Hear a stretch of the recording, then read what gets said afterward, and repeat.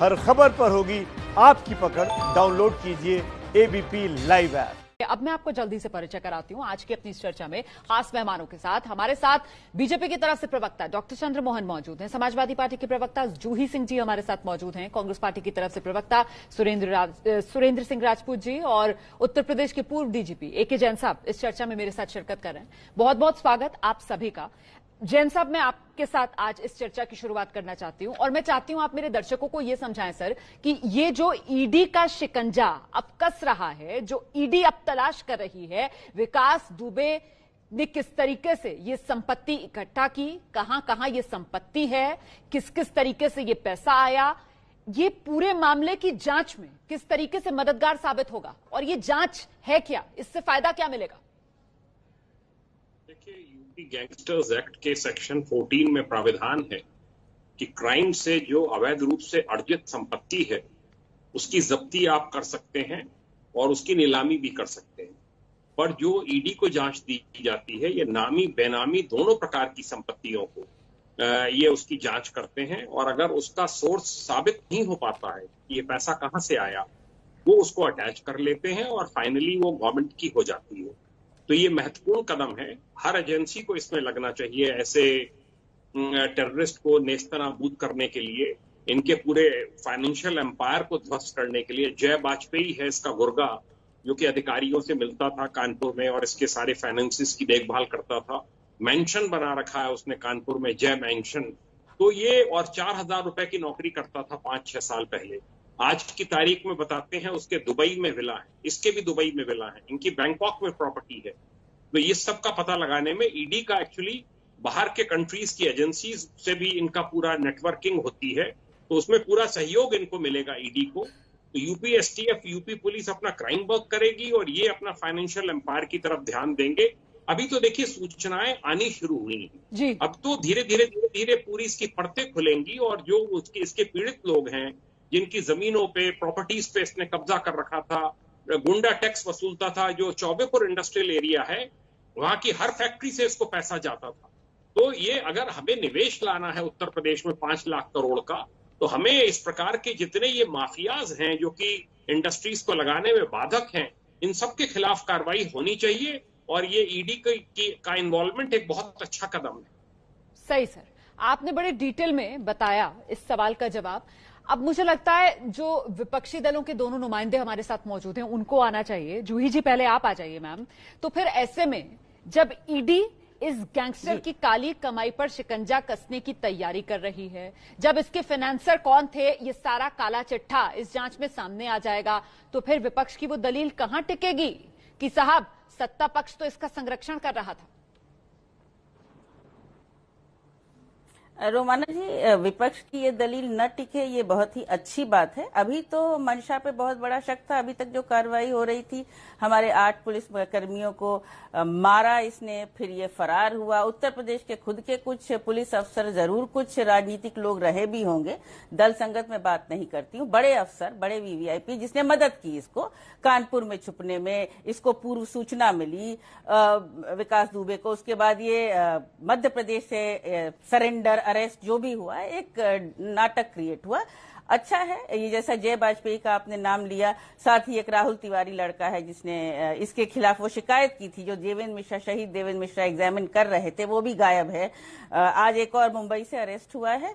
तो पुलिस अपना काम अच्छे से करे। अभी तक हो ये रहा था कि जब भी पब्लिक डोमेन में कुछ भी आता था या कोई इशू आप लोग फ्लैग करते थे, तब उत्तर प्रदेश सरकार कार्रवाई करती थी। चाहे वो एसटीएफ की जो जांच कर रहे थे पुलिस अफसर, उनको मुरादाबाद बस ट्रांसफर करना हो, या विनय तिवारी को फिर अरेस्ट करना हो, कुछ दिन बाद पहले सस्पेंड करना हो।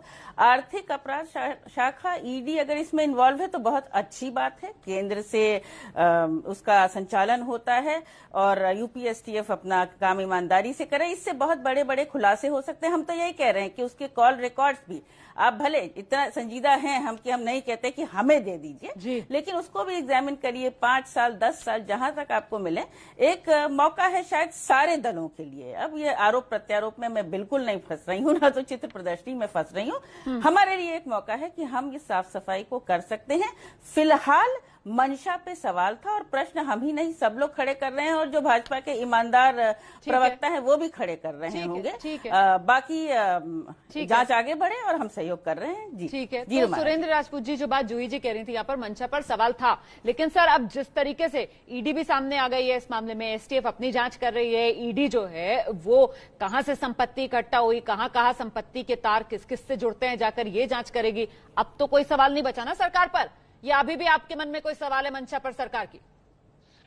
रुबाना जी, एक बड़ी क्या नाम है, अभी कुछ लोगों ने तुकबंदी करके मुझे भेजी है, वो बड़ा मौजू है, मैंने कहा आपको सुना देता हूँ कि आवाज दबा दी गई, 60 बच गए, खाकी और खादी के सारे राज बच गए, न जज बैठा न कोर्ट लगी, सजा मुकर्रर, और सारे के सारे टिड्डे मारे गए और बाज बच गए।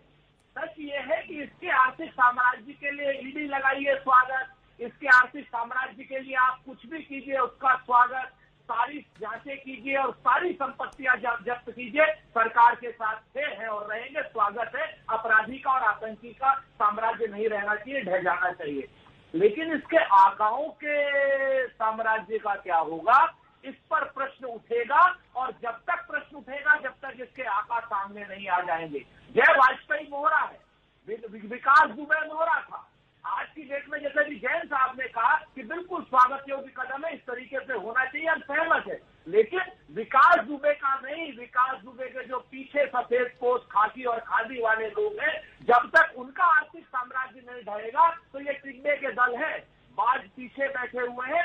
प्रश्न उठे हैं, प्रश्न उठते हैं और प्रश्न उठते रहेंगे जब तक इस तरीके के लोगों का आर्थिक साम्राज्य और बॉसेस का और सरगनाओं का साम्राज्य नहीं खत्म होगा। सुरेंद्र राजपूत जी, जब आप लोग इस तरीके की बात करते हैं तो आप लोग कहीं ना कहीं इनकाउंटर पर ही सवाल खड़े कर रहे होते हैं, सीधे सीधे ना सही लेकिन घुमा फिरा कर।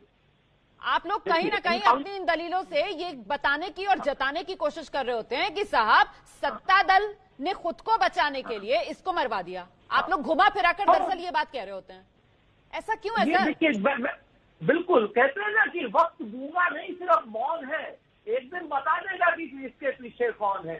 सारे प्रश्न मैं नहीं उठा रहा हूँ, आपके साथी उठा रहे हैं, आपके साथी चैनल वाले उठा रहे हैं और आप भी उठा रही हैं।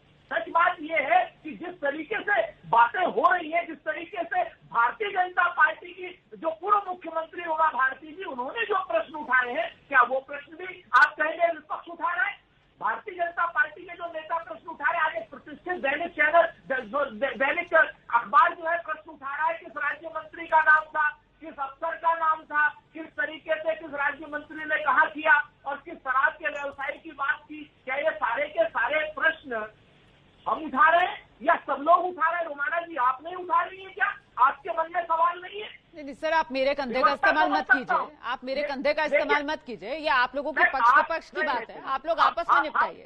जी प्लीज। देखिए, मैं बता दूं आपसे, मीडिया स्थायी विपक्ष है रोमाना जी, और हमें कंधे की किसी की आवश्यकता नहीं है, कंधे की आवश्यकता बड़े लोगों को पड़ती है। और आपको बहुत स्पष्ट बता दें, आप स्थायी विपक्ष हैं और आप भी सवाल उठा रही है, मैंने सिर्फ इस बात की जानकारी दी।